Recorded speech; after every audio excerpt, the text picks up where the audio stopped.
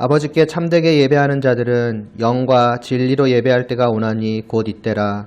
아버지께서는 자기에게 이렇게 예배하는 자들을 찾으시느니라.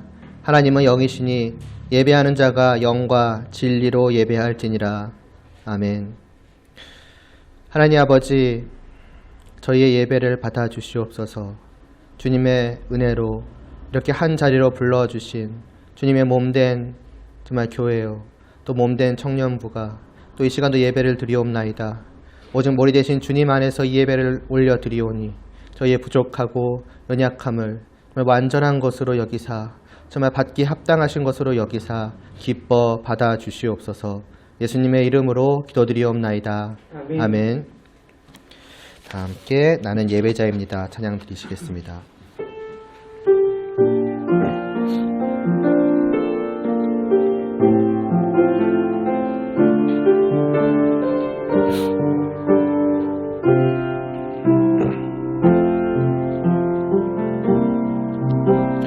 나는 하나님을 예배하는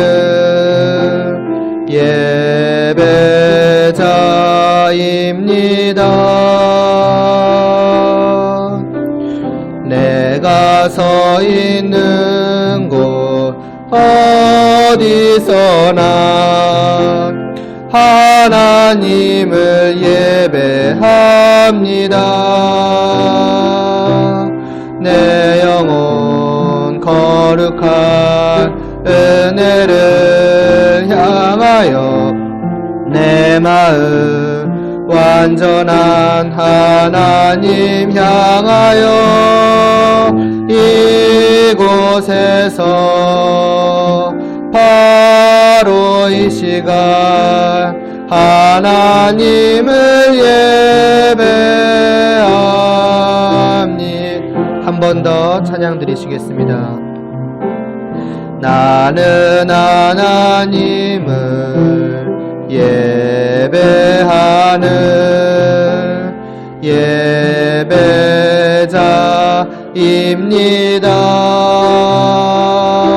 예배자입니다. 내가 서 있는 곳 어디서나 하나님을 예배합니다.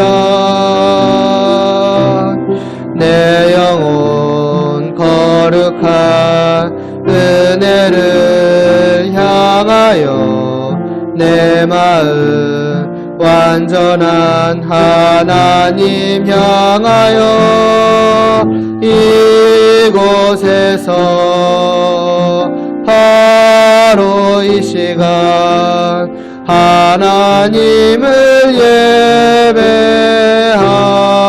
예배합니다. 함께 사도신경으로 우리의 신앙을 고백하겠습니다. 전능하사 천지를 만드신 하나님 아버지를 내가 믿사오며 그 외아들 우리 주 예수 그리스도를 믿사오니 이는 성령으로 잉태하사 동정녀 마리아에게 나시고 본디오 빌라도에게 고난을 받으사 십자가에 못 박혀 죽으시고 장사한 지 사흘 만에 죽은 자 가운데서 다시 살아나시며 하늘에 오르사 전능하신 하나님 우편에 앉아 계시다가 저리로서 산자와 죽은 자를 심판하러 오시리라.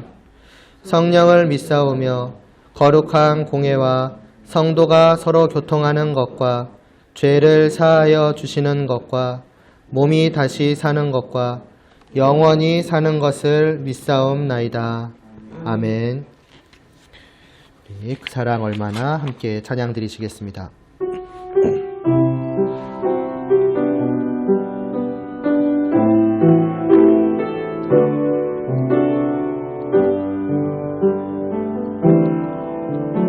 다 표현 못해도 나 표현하리라. 다 고백 못해도 나 고백하리라. 다 알 수 없어도 나 알아가리라. 다 닮지 못해도 나 닮아가리라. 다 표현 못해도 나 표현하리라. 다 고백 못해도 나 고백하리라. 다 알 수 없어도 나 알아가리라. 다 닮지 못해도 나 닮아가리라. 그 사랑 얼마나 아름다운지, 그 사랑 얼마나 날 부욕해 하는지, 그 사랑 얼마나 크고 놀라운지를, 그 사랑 얼마나 나를 감격하게 하는지. 한 번 더 찬양 드리시겠습니다. 다 표현 못해도 나 표현하리라. 다 고백 못해도 나 고백하리라. 다 알 수 없어도 나 알아가리라. 다 닮지 못해도 나 닮아가리라. 다 표현 못해도 나 표현하리라. 다 고백 못해도 나 고백하리라. 다 알 수 없어도 나 알아가리라. 다 닮지 못해도 나 닮아가리라. 그 사랑 얼마나 아름다운지, 그 사랑 얼마나 날 부욕해 하는지, 그 사랑 얼마나 크고 놀라운지를, 그 사랑 얼마나 나를 감격하게 하는지. 이어서 내 안에 사는 이 찬양 드리시고 제가 기도하겠습니다.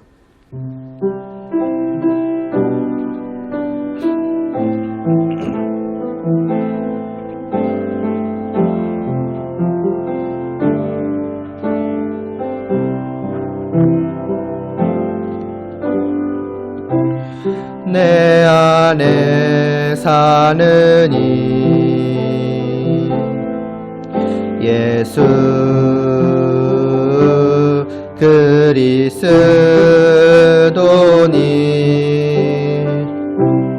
나의 죽음도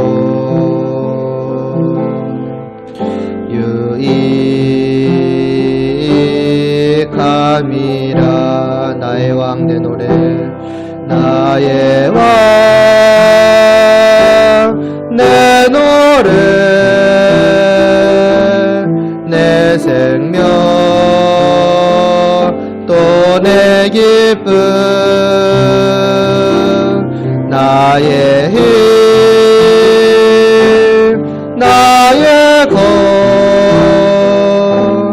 내 평화 나의 주,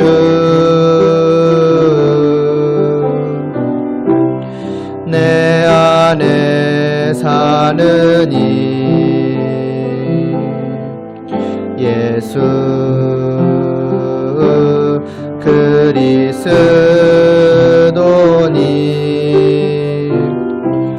나의 죽음도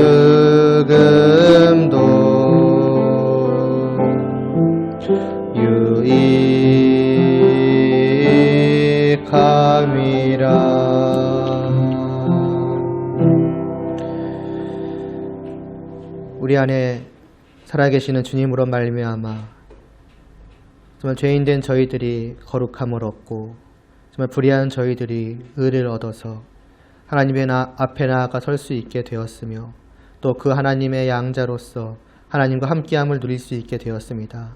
이 시간도 주님에 대한 말씀을 듣고자 하오니 저희를 이 말씀을 듣고 깨닫게 하여 주시옵시고 정말 우리의 마음 그 깊은 곳으로부터 정말 진실되이 정말 주님의 베푸신 그 은혜와 사랑의 깊이와 넓이를 깨달아 알게 하여 주시옵시고 그로 인한 감사와 감격과 정말 사랑의 고백이 찬양이 정말 우리의 영혼으로부터 주님을 향하여 바쳐질 수 있도록 하여 주시옵소서. 예수님의 이름으로 기도드리옵나이다. 아멘. 오늘 보실 말씀은 에베소서 1장 7절입니다. 드디어 이제 6절까지를 벗어나서 7절 말씀 보겠습니다.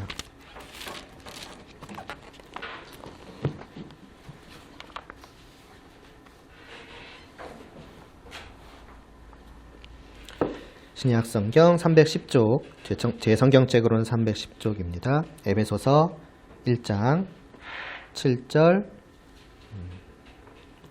제가 하나님의 말씀을 봉독하겠습니다.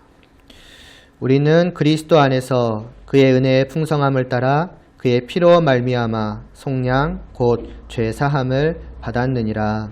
아멘. 자, 이제 3절에서 이제 6절까지의 말씀이 이제 끝났습니다. 찬송하리로다로 시작되었던 이 말씀은 어떻게 보면 우리가 이제 받은 그 복이 얼마나 굉장한 것인가, 또 놀라운 것인가, 이러한 것들을 이제 돌아보도록 이제 만드는 것이었죠. 말하자면은 이제 이게 새까만, 그러니까 아무것도 없는 깜깜한 공간 안에 이제 내가 있는데 갑자기 나한테만 딱 스포트라이트가 이제 빛이 딱 비추는 거예요. 정확히는 사실 나를 비췄다라기보다는 내가 가지고 있는, 내 손 안에 들고 있는, 어떻게 보면 내가 그동안 깨닫지 못하고 있었고 놓치고 있었던 그 복에 말하자면 이렇게 빛이 비추어서 이 내가 가진 것이 이런 것이었구나라고 이제 보게 하는 것이었죠. 그런데 이제 그때 말하자면은 하나 빛이 또 딱 비추는 거예요. 누구를 비추냐? 성부 하나님을 비추는 것이죠. 3절부터 이제 6절까지는 성부 하나님이 말하자면 주어입니다. 그러니까 하나님께서 이 복을 이제 우리에게 주셨다. 이렇게 하셨다. 이를 위해서, 그러니까 그 복은 어떠한 것이며 이를 위해서 하나님께서 어떻게 하셨다. 이제 이런 것들이 3절부터 6절까지죠. 그러니까 하나님 아버지께서 우리에게 행하신 일. 그런데 그 말씀을 우리가 쭉 이렇게 보다 보니까 단순히 하나님과 우리만 있는 게 아니었어요. 그 자리에. 사실은 알게 모르게 한 분을 더 이렇게 계속 비추고 있었던 것이었죠. 그분이 누군가 하냐면은 바로 예수 그리스도이시죠. 3절에서부터 계속 단순히 하나님께서 우리에게 주셨다, 하나님께서 우리에게 주셨다, 하나님께서 우리에게 주셨다 하는데 항상 나오는 말은 하나님께서 우리 주 예수 그리스도 안에서 주셨고 또 창세전에 그리스도 안에서 하나님께서 우리를 택하셨고 또 하나님께서 그 기쁘신 뜻대로 우리를 예정하시는데 예수 그리스도로 말미암아 예정을 하셨고 그리고 그가 사랑하시는 자 안에서 우리에게 거저주셨다. 이와 같이 그 한 분을 또한 비추고 있는 것. 그래서 예수 그리스도. 그러니까 이게 단순하게 처음에는 그렇게 생각한 거죠. 내가 받은 복이 이렇게 굉장한 것이었구나. 하나님 아버지께서 나에게 이런 놀라운 복을 주셨구나. 단순히 그냥 복에 대해서만 이렇게 기뻐하고 있다가 점차점 자세히 말씀을 들어보니까 단순히 그냥 복이 너무나도 좋아서 기뻐하는 것 이상의 의미가 어떻게 보면 계속해서 담겨 있어 왔던 것이죠. 이게 그냥 주어진 게 아니었다. 또 중간중간 나를 거룩하게 하셨다던가 깨끗하게 하셨다던가 이런 말씀을 들어보니까 사실은 그 복을 받는 우리 입장에서 생각을 해보면은 나에게 이 복은 어울리지 않는 거예요. 나에게는 내가 받은 이 복이 합당하지 않다는 것이 은연중에 계속 나를 어떻게 보면 좀 찌르는 듯한 느낌도 들고 의문을 갖게 하는 거예요. 아니 복을 받아서 좋기는 좋은데 기쁘기는 너무나도 기쁜데 도대체 왜 이 말도 안 되는 복이 나에게 주어졌는가? 잘 생각을 해보면은 나는 분명히 이 복을 받기에 합한 자가 아닌데 아니 오히려 정반대죠. 이 복과는 정반대되는 것. 무엇입니까? 사실은 죄에 알맞는 심판이라고 하는 것이 나에게 알맞는 것인데 도대체 왜 하나님께서는 나에게 그 심판 대신에 심판 대신에 이 놀라운 하늘에 속한 복이라고 하는 것을 주셨는가? 그런 의문이 들면서 계속 그 말씀에서 말하자면 짚어주고 있던 한 분에게 초점이 가는 것이죠. 예수님 안에서 이게 나한테 주어졌구나. 받기에 합당하지 않은 내가 예수님 안에서 그것을 받기에 합당하게 됐구나. 그럼 자연스럽게 생각하게 되는 것이죠. 도대체 이 예수 그리스도 안에서 어떤 일이 일어났는가? 이 주님 안에서 도대체 나에게 무슨 일이 일어났는가? 이런 의문들을 우리가 듣는 입장에서는 자연스럽게, 뭐 자연스럽게라고 하면 그렇지만 들법하잖아요. 들법한 거예요. 그래서 이제 7절부터의 말씀이 이어지는 거예요. 저번에도 말했지만은 6절로 말씀이 끝나는 것이 아니라 6절에서 그대로 이어와가지고 7절로 나아갑니다. 그러니까 지금 사도 바울은 멈추지 않아요. 계속. 6절까지의 말씀도 멈춘 적이 없었죠. 다 쉼표라 그랬죠. 근데 마침표를 찍었다고 끝나는 게 아니라 끝나는 줄 알았던 것처럼 보였지만은 바로 그 앞에 있는 말을 갖고 와가지고 계속 이어가는 거예요. 쉼 없이. 그 말이 뭔가? 바로 그 예수 그리스도인 거죠. 그래서 아예 이 7절부터 이제 12절까지는 그 예수 그리스도에 대한 말씀이 쭉 이어집니다. 그분 안에서 도대체 무슨 일이 있었는가? 그래서 이 7절 말씀은 바로 그 그리스도 안에서 그리스도 안에서라는 말로 시작을 합니다. 아예 원문 성경은 이 말이 제일 앞에 나와요. 그리스도 안에서 우리가로 시작을 합니다. 그러니까 그분 안에서 도대체 어떤 일이 있었는지를 이제 우리에게 전하고자 하는 것이죠. 다르게 말하면은 6절까지에서는 성부 하나님이 주어여가지고 그분이 무엇을 하셨는지를 우리에게 전하는 것이었다면은 이어지는 7절에서부터는 그럼 그분의 아들 예수님이 또한 그 3, 4, 5, 6절에서 계속 말했던 그분이 또한 무엇을 하셨는지를 이제 말씀을 하고 있는 것이죠. 그래서 그분 안에서 우리가 어떻게 되었다고 합니까? 속량을 얻었대요. 그분 안에서 우리가 속량을 얻었다. 반대로 말하면 그분께서 우리를 속량하셨다. 이제 그런 말이 되겠죠. 이게 예수 그리스도께서 하신 일이다라는 것입니다. 자, 그러면은 이제 생각을 해봐야겠죠. 속량이란 말이 무슨 말일까요? 사실은 이제 구속이라는 말을 조금 더 여러분들은 많이 들어보셨을 것 같은데 속량이 되었던 구속이 되었던 어떤 의미일까요? 뭐 문자의 의미는 이렇게 자유롭게 하다 혹은 뭐 구원하다 이런 말입니다. 그럼 이제 대본에 아니 그럼 그냥 구원이라고 하면 되지 왜 굳이 어떤 속량이라던가 구속이라던가 그 다른 단어 헬라어로 아예 다른 단어입니다. 왜 다른 단어를 쓰느냐 이거죠. 이유가 있습니다. 이 속량이라는 단어는 그냥 우리가 일반적으로 이제 구해준다라고 하는 그런 의미로서의 구원만 의미하는 것이 아니라 조금 더 어떻게 보면 특별한 의미가 있습니다. 옛날에 이 말이 주로 쓰일 때에는 누구한테 쓰였느냐? 노예나 죄수한테 쓰였어요. 그래서 어떨 때 쓰였느냐? 노예가 아까 자유라 그랬죠? 노예가 자유함을 얻게 될 때. 그러니까 노예의 신분이니까 매인 게 있잖아요. 그러면은 그 노예의 신분에서 해방되려면 어떻게 해야 되겠습니까? 대가를 치러야죠. 값을 지불해야죠. 예를 들어서 돈 같은 거. 그럴 때, 그러니까 노예가 그 자기의 그 노예 값이라고 해야 될까요? 그 값을 치르고서 말하자면 자기의 주인으로부터 풀려나 자유함을 얻게 될 때에 이 속량이라는 말을 썼고 또 한편으로는 아까 구원이란 말도 했잖아요. 그건 이제 죄수한테서 보통 쓰이겠죠. 죄수는 어떤 사람입니까? 자기에게 내려지는 형벌이 있는 것이죠. 벌을 받는 게 있는 거예요. 그런데 마찬가지로 그 벌에 대한 대가를 치르고서 자기에게 내려져 있는 그 형벌을 면제받는 거죠. 너는 그 죄에 대한 대가를 뭐 역시나 돈이겠죠. 가장 기본적으로는 돈을 지불했으니 죄의 값을 치렀으니까 너는 이제 풀려나라. 말하자면 그 죄로 인한 말하자면 처벌, 심판으로부터 구원함을 받게 되었다. 이제 이런 의미입니다. 그러니까 그 당시 사회에서 일반적으로 쓰이고 있던 그 말을 여기서 쓰이고 있는 거예요. 그러면 바울이 이 말을 왜 썼느냐 이거죠. 그냥 단순히 그냥 구원받았다라고만 말을 해도 되는데 유식해 보이려고 이 말을 썼을 리는 없을 거 아니겠습니까? 이 단어가 쓰여지는 그 상황을 오늘 우리에게도 오늘 그 당시든 여기 우리든 됐든 우리에게도 이 상황이 딱 맞기 때문에 이 단어를 굳이 사용한 것이죠. 결국 뭘 의미하는 것입니까? 우리가 구원함을 받은 것은 단순히 그냥 구해졌다 이상의 의미가 있다라는 것이죠. 좀 더 특별한 상황. 말하자면 우리는 본래 여기 아까 말했죠. 노예나 죄수와 같은 죄수에게 사용되었다고. 다시 말해서 모든 성도들 역시도 본래는 그 노예나 그 죄수와 같은 자들이었다라는 것을 은연중에 이 단어 자체가 보여주고 있는 것입니다. 물론 제가 그냥 이 속량이라는 단어 하나 가지고 와가지고 이것을 그냥 파고 들어가지고 끄집어내가지고 그랬을 것이다라고 말을 하는 것이 아니라 실제로 성경은 우리들이 노예요 그리고 죄수였다라고 분명하게 그리고 직접적으로 말씀을 해요. 예를 들어 로마서 6장 17절에는 이런 말씀이 나옵니다. 하나님께 감사하리로다 너희가 본래 죄의 종이더니 죄의 노예더니라고 우리에게 말씀을 합니다. 이게 우리의 본래의 모습이요, 본래의 신세, 본래의 처지였다라고 하는 것이죠. 그래서 여러분의 어떤 삶에 대한 삶 속에서의 경험으로 알 수 있을 것입니다. 내가 죄의 노예라고? 내가 죄의 종이라고? 여러분의 삶을 돌아보시면 됩니다. 주님을 믿기 전까지의 삶을 돌아보면 되겠죠. 그때까지 무엇을 했습니까?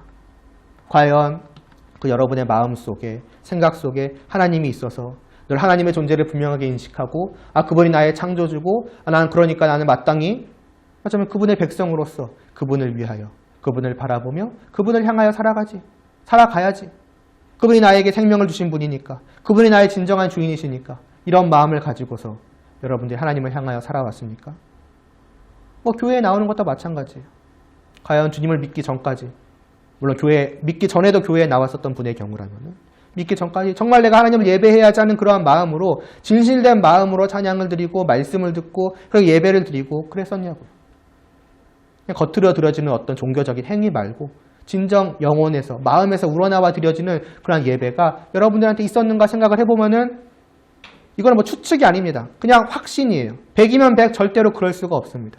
그런 사람은 아무도 없었을 거예요. 모든 사람들은 다 동일하죠. 하나님을 떠나서 하나님이 없이, 하나님에 대한 사랑, 하나님에 대한 생각, 하나님에 대한 어떤 마음, 감정 그런 거 없이 그냥 살아왔을 거예요.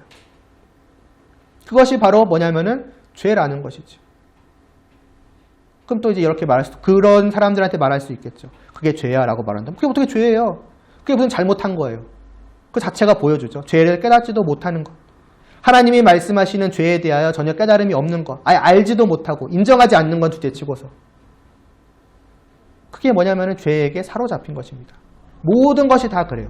마음을 먹고 생각을 하고 행동을 하고 말하고 하는 그 모든 것들이 다 그렇게 하나님과 완전히 단절된, 그것이 바로 주님을 믿기 전까지의 모든 사람들의 모습이었습니다.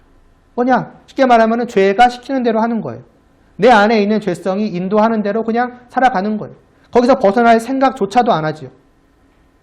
물론 교회에서 말씀을 들었으니까 찝찝해서 그럴 수는 있겠지만은 그런 찝찝함 말고 정말 마음으로부터 이것이 어떤 죄악되었다는 그런 어떤 처절한 마음, 그런 걸 가지고서 내가 죄를 기피해 왔는가? 주님을 믿기 전까지 그런 일은 우리에게 없었다는 것입니다. 그런 우리를 가리켜서 그 로마서는 말씀하는 거예요. 너희가 그러했던 너희의 모습은 결국 뭐냐? 죄의 종된 모습이었다. 그리고 죄의 종이니까 당연히 그 사람의 또 하나의 신분은 무엇이겠습니까? 아까 말했던 죄수죠. 왜? 죄의 종이니까. 죄의 말하자면 인도함에 따라서, 다스림에 따라서 오직 죄만을 짓고 살아갔으니 그리고 그 사람은 죄인 외에 아무것도 아니죠. 맞아, 숨 쉬는 것부터 모든 게 전부 다 죄뿐이니까. 죄로 가득한 사람, 죄인이고 죄수이죠. 만약에 하나님이란 분이 계시지 않았다면 모든 사람들이 다 그렇게 죄 가운데 살아갔을 테니까 죄가 죄인 줄을 모르고 이렇게 살아가는 것이 당연한 것이다. 그렇게 살아갔고 누구도 서로를 처벌할 생각을 못하겠죠. 야, 그게 무슨 죄야? 맞아, 그건 죄가 아니지. 그냥 그렇게 살아갔을 것입니다. 그러나 아닌 것이지. 살아계신 하나님, 선하시고 의로우신 우리의 창조주께서, 전능하신 하나님께서 우리 앞에 분명히 계시는 것이죠. 그 하나님께서 우리를 바라보실 때 너무나도 분명한 것 아니겠습니까? 우리는 죄인이다. 그럼 단순히 죄인이다로 끝나는 것이 아니죠. 너희는 죄인이니까. 그럼 무엇이 그 뒤에 따르겠습니까? 그 죄에 합당한 어떤 심판이, 판결이 내려지는 것이죠. 그것이 창세기 3장에서 하나님께서 하셨던 말씀 아니겠습니까? 죽음이요, 영원한 저주요. 하나님의 심판이 선포되는 것이죠. 그러니까 이미 우리는 깨닫든 깨닫지 못했든 이미 죄의 종이자 죄수로서, 한편으로는 죄의 그냥 말 그대로 노예같이 살고 있고 또 한편으로는 죄수로서 그냥 이제 그 내려지는 심판을 기다리며 살아가는 거예요. 사실 이미 내려졌고 이미 실행되어졌고 그것이 완벽하게 실행되는 것을 우리 눈으로 보는 날은 마지막 날이 되겠죠. 그게 우리의 모습이라고 하는 것입니다. 그런데 그런 우리가 주님 안에서 어떻게 됐다는 것입니까? 속량함을 얻게 되었다는 것이죠. 그런 죄의 노예됨에서 해방되어지고 그런 심판받을 형벌이 내려진, 말하자면 그 죄수에서 말하자면 그 형벌이 어느 순간 면해지게 됐다는 거예요. 누구로 말미암아? 주님으로 말미암아죠. 그래서 이 속량에 대해서 사도 바울은 곧바로 뒤에 추가적인 설명을 하죠. 속량, 그리고 그 뒤에 뭐가 나옵니까? 오늘 제목이기도 한데 곧 죄사함을 받았느니라 라고. 죄에 대한 용서를 받았다는 거죠. 나의 창조주의자, 죄인인 나의 심판자이신 하나님께서 나에 대해서 심판을 선언하시고 그 심판대로 처벌을 내리신 하나님께서 그 나의 죄를 용서하여 주셨다라고 하는 것입니다. 그냥이 아니라 주님 안에 있는 나를 말이죠. 다시 말해서 주님께서 나로 하여금 하나님께 용서를 받도록 하셨다는 것입니다. 그러니까 말하자면 나와 하나님 사이에서 주님이 계시는 것이죠. 주님이 들어오셔서 하나님께 탄원한다고 하나요? 그 말하자면 우리의 용서를 구하는, 죄의 사함을 구하는 그 역할을 하신 것이지요. 그래서 내가 속량함을 받게 되었다라는 것입니다. 여기까지의 말씀을 보더라도 거의 최근 들어서 매주 말씀을 드리고 있는 것 같은데 이 죄에 대한 용서, 이 심판이 면해지는 것, 다시 말해서 내가 구원함을 받은 것, 3절을 말씀을 가져온다면 내가 하늘에 속한 그 놀라운 복을 받는 것이 절대로 내 무엇이 조금이라도 들어갈 수 없다는 것, 좀 지적적으로 내 공로, 내 행위가 들어갈 수 없다는 사실이 다시 한번 여기서 분명하게 드러나는 것입니다. 일단 우리는 주님으로 말미암아서 속량함을 받았을 뿐더러 우리의 본래 모습이 죄의 노예라는 걸 생각하면 더더욱 그렇죠. 죄의 노예는 다시 말하자면 죄밖에는 지을 수가 없어요. 죄 외의 것을 생각하지도 못해요. 설령 내가 머리로 뭔가를 생각을 해도 내 마음이 그걸 따라갈 수가 없어요. 그러니까 내가 하나님 앞에서 죄인이라는 것을 안다고 할지라도 설령 머리로라도 깨달아 알지라도 나는 아무것도 할 수가 없는 거예요. 내 죄를 내가 조금이라도 어떻게 보면 죄의 대가를 치르기 위해서 내가 무언가를 한다? 내가 하는 모든 것은 오히려 그 죄의 죄를 더하는 것뿐인 거예요. 그러니까 나의 무엇이 이 일에 내 죄 사함, 내 죄를 속량을 받는 일에 어떤 그 역할도 하지 못하는 것이죠. 내 공로는 없다는 것입니다. 오직 나와 하나 되어주신 내 머리 대신 그 주님께서 속량함을 위해서 일하시는 것, 그것밖에는 우리에게 없는 것입니다. 그런데 다시 말씀드리지만 기꺼이 이 주님이 일을 맡으셨거든요. 그것도 의무감에서 하신 것이 아니라 정말 본인이 원하셔서 내가 하겠다라고. 우리가 말하자면 구한 것도 아니에요. 주님, 내 주위에 내가 지금 죄인인데 나는 이것을 어떻게 할 수가 없습니다. 나는 죄밖에 싸울 수 없습니다. 그럼 나를 구할 누군가를 찾아야 되잖아요. 내 주위에 누구를 봐도 그런 사람이 없습니다. 나 외에 이 세상에 있는 어떤 사람들을 역사 속에서 찾아봐도 그 모든 사람들은 다 오직 죄인일 뿐이어서 나의 죄를 위해서 무언가를 하기는커녕 자기의 죄조차도 어떻게 할 수 없는 사람들 뿐입니다. 그럼 저 어떻게 하겠습니까? 주님밖에는 없습니다. 하나님의 아들이신 오직 선하신 주님밖에는 없습니다. 주님 도와주시옵소서. 사람들이 먼저 이렇게 말한 것도 아닙니다. 아무도 찾지 않았어요. 자기의 죄를 깨닫지 못하는데 구원할 사람은 어떻게 찾겠어요? 그러니까 사실 모든 사람들은 그냥 죄의 노예로 죄스러워서 살다가 죽는 것이 당연했는데 오히려 누가 먼저 나서신 것이냐면은 하나님 아들이 먼저 나서신 것이에요. 하나님께서 먼저 말씀을 하셨고, 순서는 모르니까 하나님과 하나님의 아들께서 성령님 포함해서 세 분이서 먼저 말씀을 하셔가지고 하나님의 아들께서 기꺼이 내가 나아가겠다고, 내가 심지어 나를 찾지도 않고 자기의 죄조차도 알지 못하는 저들을 위해서 내가 나아가겠다고, 내가 하나님 앞에서 저들의 죄의 사함을 위해서 일하겠다고 말씀을 하신 것이죠. 그렇게 이루신 것이 속량이다. 아까 이 속량함에 대해서 말씀을 드렸었죠. 그냥 해방되어지고 그냥 그러니까 그 형벌을 면해지는 것이 아니라고 하지 않았습니까? 자유롭게 되고 형벌이 면해지는데 그 사이에 하나가 있죠. 죄에 대한 그 노예됨에 대한 대가를 치르는 것, 값을 지불하는 것, 이게 속량이라 그랬죠. 그러니까 주님께서 기꺼이 나서시는데 이게 그냥 쉬운 일이라서 기꺼이 나서시는 게 아니에요. 내가 하나님하고 친해. 야, 나 하나님의 친아들이야. 내가 가서 말하면은 아버지는 다 들어주실 거야. 그래서 너무나도 쉬운 일이기에 그분이 나서신다? 그게 아닌 것입니다. 이 속량함은 그냥 치러지는 게 아니었어요. 그 나의 노예됨에 대한, 나의 그 죄에 대한 분명한 대가가 지불되지 않으면은 이 속량함은 없는 거예요. 물론 여러분은 생각하실 수 있습니다. 에이, 하나님이신데, 사랑이 하나님이신데, 은혜의 하나님이신데, 그냥 용서해 주시면 되는 거 아니야? 어떻게 사랑의 하나님이 그렇게 무자비하게 모든 사람들을 지옥의 영원한 형벌 속에 내버려 두실 수 있으셔? 그런 생각을 할지도 몰라요. 그래서 아예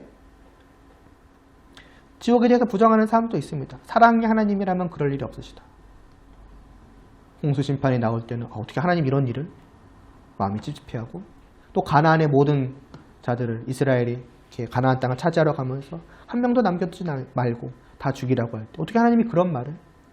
하나님은 그런 분이 아니셔. 이런 생각을 하실 수 있는데, 여러분 잘 생각을 해보시기를 바랍니다. 이 사회 속에 많은 이제 범죄들이 일어나서 때로는 사람들이 분노하고 때로는 뭐 허탈해하기도 하죠. 뭐 예를 들어서 그냥 가정을 해서 연쇄살인마가 있다고 생각해 보시죠. 수십 명을 중에 극악무도한 말하자면 살인마예요. 어느 날 체포가 됐네요. 체포가 됐으면 당연히 어디로 끌려가야겠어요? 재판장이라고 그러나요? 맞죠? 성경에서는 재판장이라고 하니까 뭐라고 말하죠? 법정으로 끌려가서 재판장이 아니죠. 그러면 판사, 그렇죠? 그래서 판사 앞에 가는 거예요. 판사가 죄에 대한 알맞은 이제 심판을 말하자면 땅땅 치면서 내리겠죠. 그런데 갑자기 이 판사가 비록 정말 저 극악무도한 죄를 지었지만 내가 저 사람 너무나 불쌍하게 여긴다. 그러니까 그냥 무죄로 풀어주겠다. 그러면은 그 판결을 들은 모든 사람들이 막 환호하면서 야 우리 판사님 정말 너무 사랑이 넘치신다 이러겠습니까? 아니겠죠. 그것은 사랑이 아니라고 분명하게 말할 겁니다. 정말로 선하시고 의로우신 판사라면 어떻게 해야 되는 거예요? 그 죄에 알맞은 벌이 정확하게 내려져야 되는 거예요. 맞으면 정의가 이루어져야 되는 거죠. 그래야 그 판사님은 말하자면 칭찬받을 만한 정말로 선하고 의롭고 올바른 그런 판사님이라고 말을 하겠죠. 하나님에 대해서 마찬가지 아니겠습니까? 우리 모두가 진정으로 죄인이라면은 사실은 나를 심판하시는 것은 이상한 일이 아닌 거예요. 왜 심판해? 너무 잔인해. 어떻게 지옥에서 영원토록 고통받게 할 수가 있어? 그게 아닌 것이죠. 그게 말하자면 우리의 죄에 알맞은 하나님의 형벌인 거예요. 선하고 의로우신 하나님의 정당하신 판결인 것입니다. 그러니까 지옥의 고통을 생각할 때도 그래야 하는 것입니다. 어떻게 그렇게 심한 벌을 내리실 수 있어가 아니라 그것이 합당한 심판이라고 한다면 오히려 거꾸로 생각을 해야죠. 내가 그만큼 심각한 죄를 저질렀구나. 나의 죄됨이 그렇게까지나 심각한 것이구나. 영원히 지옥에 가도 끝나지 않은 그만한 벌이 나에게 주어져야 될 만큼 나는 정말로 죄인 중에 죄인이구나. 그렇게 돼야 되는 것이죠. 아무튼 그러니까 다시 돌아가서 그냥 예수님에 가가지고 에이 하나님 사랑이시잖아요. 이렇게 될 수가 없는 거라고요. 말이 안 되는 거라고요. 정말로 선하고 의로우신 하나님이기 때문에 정말 그 죄의 사함이라는 것은 그냥 이루어질 수가 없는 것입니다. 오직 속량이라는 방법을 통해서 다시 말해서 나의 그 죄에 대한 그 정당한 대가가 치루어지지 않고서는 안 되는 거예요. 주님께서는 바로 이 일을 맡으신다고 하신 거였죠. 내가 저들을 속량하겠습니다. 다시 말해서 내가 저들의 그 죄에 대한 합당한 대가를 지불하겠습니다. 이겁니다. 그럼 그 합당한 대가가 무엇인데요? 7절 뒷부분에 속량 그 앞부분에 속량이라는 말 앞부분에 그래서 그의 피로 말미암아라는 말이 나온 거예요. 이게 그 속량의 말하자면 대가인 겁니다. 그 옛날에 노예가 바쳤던 돈처럼 그 죄수가 바쳤던 돈처럼 그 대가가 뭐냐면은 그의 피, 다시 말해서 예수 그리스도의 피라는 것이죠. 이 피는 무엇이겠습니까? 결국 죽음 아니겠습니까? 우리의 죄에 알맞은 대가는 영원한 죽음이라는 거예요. 피 흘림이라는 거예요. 그게 내 죄에 알맞은 벌인 것이고 그것을 치르시는 것이죠. 누가요? 죄 없으신, 죄라는 것은 짓지 않으신 주님께서 기꺼이 그 일을 맡으신 것입니다. 내가 죽겠습니다. 내가 피를 흘리겠습니다. 그리고 자신이 흘리신 그 피를 가지고 자신의 죽음을 가지고 그냥 하나님 앞에 나아가는 것이 아니라 그걸 가지고 가시는 거예요. 자기의 피, 자기의 죽음을 가지고 하나님 앞에 나아가서 간구드리는 것이죠. 여기 저들을 위한 대가가 있습니다. 저들의 죄에 알맞은 금액이라고 말하면 옛날식으로 말하면 금액이고 저들의 죄에 그 알맞은 이 대가가 여기 있으니 이것을 받으시고 하나님 저들의 죄를 속량하여 주시옵소서. 저들을 죄로부터 자유롭게 하여 주시옵시고 저들의 모든 죄에 대한 심판으로부터 면하게 하여 주시옵소서. 저들을 구원하여 주시옵소서. 그래서 하나님도 그걸 받으시고 어떻게 하시는 거예요? 죄사함을 베풀어 주시는 거예요. 모든 대가가 다 치러졌다. 누구에게? 주님 안에 있는 자들에게. 그 주님의 피, 주님의 죽으심과 관계에 있는 자들에게. 말하자면 그 대가의 대상이 된 사람들에게. 그게 주님 안에 있는 자들이죠. 그러면 나의 어떠함에 상관없이 그 대가가 모든 것이 치러졌기 때문에 나는 당당하게 하나님 앞에 나아갈 수가 있는 것이죠. 너는 무슨 자격으로 내 앞에 나와왔느냐? 무슨 자격으로 너는 나와 함께하겠다고 말하느냐? 주님께서 치르신 그 완전하신 대가로 저는 주님 앞에 나왔습니다. 지난주에도 말씀드렸지만 당당하게 자신 있게 어떤 교만하고 오만함이 아니라 정말 주님을 의지하기 때문에 당당하게 하나님 앞에 나아갈 수 있는 거예요. 나의 매일매일의 어떻게 보면 더러움에도 불구하고 자신 있게 나아갈 수 있다는 거예요. 그래서 이게 주님께서 우리를 위하여 하신 일이다 라는 그 7절부터 말씀의 시작인 것입니다. 이게 주님 안에서 주님으로 말미암아 우리에게 이루어진 변화라고 하는 거예요. 주님 안에서 이런 일이 있었기 때문에 우리는 하나님으로부터 그 하늘에 속한 모든 신령한 복, 다시 말해서 하나님과 함께하는 것, 아니 더 나아가 하나님의 양자로서 영원히 하나님과 함께하는 그 복을, 그 구원함을 받아 누릴 수 있게 되었다라는 것입니다. 사실 아마 이런 내용에 대해서 모르실 분은 없다고 생각을 합니다. 뭐 하루 이틀 들었겠습니까? 늘 교회에서 하는 말의 한 대부분은 이런 말이 아니겠습니까? 이거 아니면은 율법에 대한 얘기죠. 어떻게 하라는 거. 그럼에도 불구하고 새삼 이렇게 물론 이렇게 자세하게 설명하는 것까지는 여러분들이 할 수 없을지라도 어느 정도 내용은 충분히 알고 있을 거란 말이에요. 그럼에도 불구하고 다시 한번 이 말씀을 여러분들한테 전한 것은 이걸 여러분들이 정말로 알고 있느냐는 것입니다.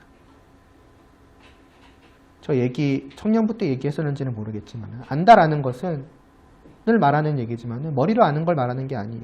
여러분의 머릿속에 얼마나 완벽한 온전한 이에 대한 지식이 있어가지고 말해보세요 하면 쭉 말할 수 있는 그걸 안다라고 말하는 것이 아니라 늘 안다라는 것은 마음입니다. 여러분의 영혼입니다. 영혼에서부터 이러한 깨달음이 있냐는 거예요. 그건 다시 말해서 이와 같은 사실에 대한 합당한 반응이 과연 나에게 있느냐는 것입니다. 저번에도 말하지 않았습니까? 영광 돌린다는 거. 빛이 비추이면은 자연스럽게 반응을 하는 것이죠. 그걸 안다라고 하는 거예요. 그렇게 반응할 수 있는 것. 아, 빛이 눈부시다. 글로만 아는 것과 실제로 눈부시다라고 내가 반응하는 건 다르지 않습니까? 그걸 안다라고 말을 하는 거예요. 그러한 알미 과연 여러분들한테 있느냐는 것이죠. 다시 말해서 여러분이 익히 잘 알고 있을 이 사실 앞에서 주님이 여러분들에게 베푸신 그 구원에 대한 주님이 이를 위해서 치르신 그 대가에 대한 아마 알고 있을 그 사실에 대해서 여러분의 마음이 과연 어떻게 반응하고 있느냐 하는 것입니다. 이 복을 받았다라고 하는 것은 그러니까 이러한 것들을 생각을 해본다면요. 그냥 뭐랄까 마냥 기뻐할 수가 없어요. 그냥 이 놀라운 복을 받았으니까 와 신난다. 사실은 이럴 수가 없는 것이죠. 이 사실을 안다면 생각을 해보세요. 여러분들의 뭐 부모님이 되었던 부모님이 여러분들이 그토록 고대하던 선물을 맨날 달라고 졸랐던 물론 예수님과의 관계에서 우리가 달라고 조르지도 않았지만은 달라고 졸랐던 그 선물을 정말 귀한 선물을 가져왔다고 생각을 해보세요. 그런데 그 가져온 부모님의 모습을 보니까 완전 피투성이에요. 그러니까 뭘 했는지는 몰라도 말도 안 되는 대가를 치러서 그걸 가져온 것이죠. 그럼 그것이 여러분 앞에, 그러니까 여러분의 손에 딱 쥐어졌을 때 여러분이 마냥 그냥 그 선물만 보고서 기뻐할 수 있겠냐고요. 말이 안 되는 거잖아요. 오히려 그 부모님에 대한 마음, 도대체 왜 나를 위해서 이렇게까지 하시는 건가 하는 거. 그 어떤 사랑, 그 말하자면 내가 어떻게 보면은 잴 수 없는 그 한량 없는 크신 사랑에 대한 그 어떤 내 아픔, 그러니까 좋은 의미로의 어떤 그 아픔, 어떤 감격, 또는 뭐 이게 눈물을 흘리는 그런 것들이 있는 기쁨 아니겠습니까? 그럼 여러분들이 과연 그와 같은 마음이 있냐는 거예요. 그래서 그런 것이 있기를 혹은 어느 순간 잊혀져 있던 그것이 다시 한번 여러분 안에 분명하게 있기를 바라는 마음으로 다시 한번 이 말씀을 여러분들에게 전하는 겁니다. 그것이 우리에 있어서 마땅한 것이니까. 그래서 사도 바울도 이 원문으로는 이게 제일 마지막에 나와요. 아직 우리가 안 본 한 부분이 있죠. 이러한 지금까지의 말씀을 다 한 다음에 제일 마지막에 이 말씀을 넣는데 그게 뭐냐면은 우리가 그리스도 안에서 그 뒤에 있는 것, 그의 은혜의 풍성함을 따라. 이게 제일 뒤에 나오는 거예요. 그러니까 예수님께서 우리에게 이러한 것을 하셨다 하고 나서 제일 마지막에 이걸 보여주는 것이죠. 이 모든 일들이 우리에게 무엇을 보여주는가, 분명하게 알게 하는가, 그의 은혜의 풍성함을 우리에게 보여주는 것이다. 주님의 은혜의 풍성함이 바로 이와 같이 우리에게 나타난 것이다 라는 것을 우리에게 보여주는 것이죠. 그러므로 이것도 우리가 그냥 볼 수 없는 것이죠. 아, 또 나왔구나, 은혜. 또 나왔구나, 은혜의 풍성함. 아, 은혜가 정말 크지. 그게 아닌 것이죠. 정말로 말하자면 내 마음으로 절절하게 느껴야 되는 거예요. 맞아, 이것이 바로 주님의 은혜이지. 도대체 왜 이렇게 풍성하신가? 도대체 내가 뭐라고 나에게 이렇게 크신 사랑을 베푸시는가? 왜 나를 도대체 이렇게까지 사랑하시는가? 뭐 실제로 내가 눈물을 흘리고 안 흘리고 그런 문제가 아니라 내 마음에 그와 같은 마음이 있어야 한다고요. 사도 바울은 오늘 우리에게 그것을 알리고 있는 것입니다. 그러니까 마냥 주님 안에서 이런 변화가 일어났으니 좋다가 아니라 이를 위해 주님이 뭘 하셨는지를 우리가 분명하게 알고 그에 합당한 마음이 있어야 되는 것이죠. 그게 주님을 안다는 것이고 그런 사람이 주님을 믿는 사람인 것이고 그런 사람을 주님 안에 있는 자라고 하는 거예요.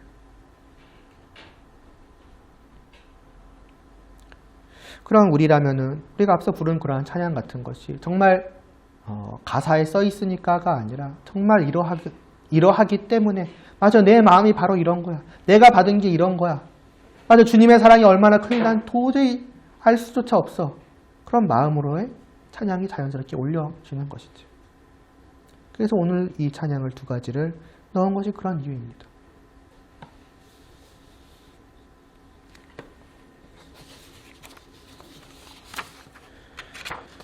이게 7절 말씀입니다. 3절까지 쭉 이어지면 어떻게 보면 굉장히 3절부터 우리를 흥분시키는 그 말이면서도 7절에 와서는 어떻게 보면 다시 한번 생각하게 하는 것이죠. 물론 이제 이러한 것들이 있는 가운데에서 이제 풀려남으로 인한 자유함을 얻은 것으로 인한 띠뜻한 기쁨이 당연히 나오겠지만은 그러나 그 앞에 있었던 그러한 마음들도 분명히 있어야 하지 않겠는가. 그게 마땅한 모습, 영광 돌리는 그 합한 마음이 아니겠는가. 오늘 말씀을 통해서 다시 한번 내가 주님께 받은 게 무엇인가, 그러니까 이것이다 라는 것을 우리가 마음속으로부터 깨달아 알 수 있기를 바랍니다. 기도드리시겠습니다.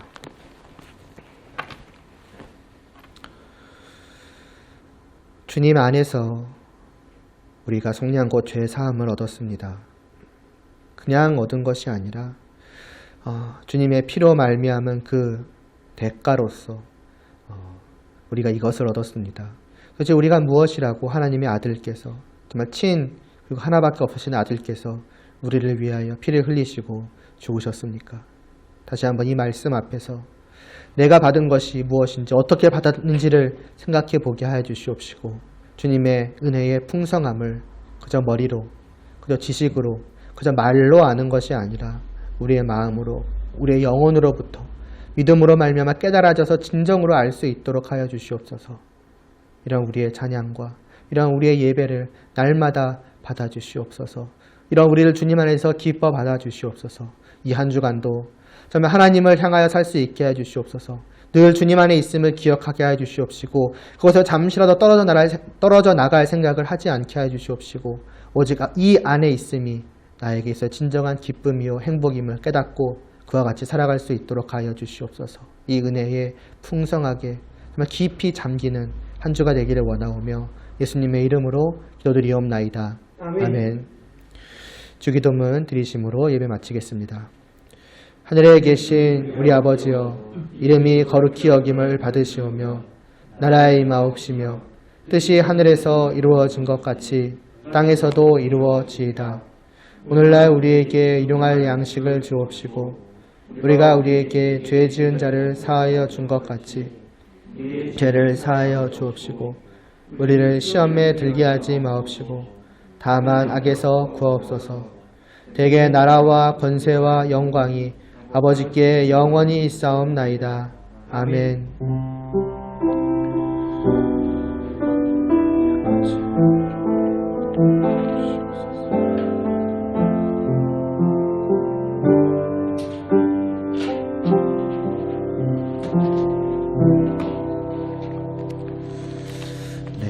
특별한 광고는 없습니다. 아까 기도한 대로 한 주간도 정말 이 주님의 은혜를 여러분이 늘 느끼며 살아가실 수 있기를 바랍니다. 그리고 이제 임원분들만 좀 남아서 지난번에 말했던 회의 좀 더 하겠습니다. 네, 마치도록 하겠습니다.